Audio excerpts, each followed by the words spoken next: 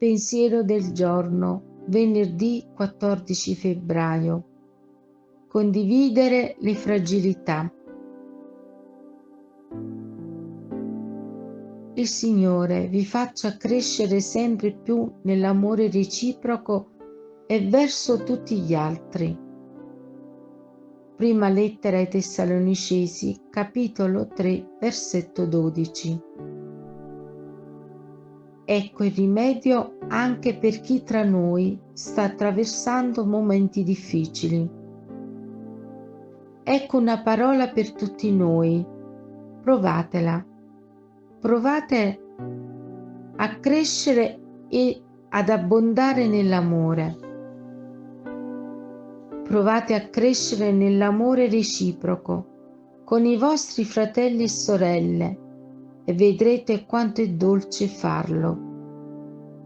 A volte è una parola in più, un dono che non avremmo fatto.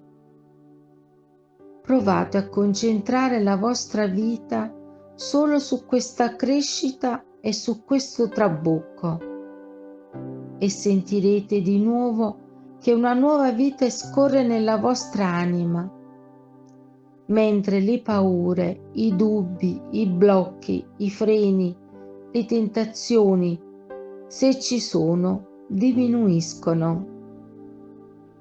È una parola che compie il miracolo della nostra continua rinascita. Il risorto risplende sempre più in noi, attraverso una fede più viva, una speranza più sicura, una carità più ardente. In esso c'è la vita. Chiara Lubich, Amore reciproco.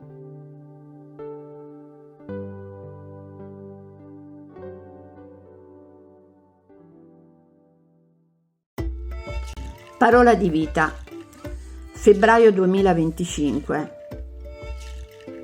Vagliate ogni cosa, tenete ciò che è buono. Dalla prima lettera dei Tessalonicesi, capitolo 5, versetto 21. El pensamiento del día es un material de difusión que realizamos personas de buena voluntad que contribuimos con nuestro servicio a lograrlo.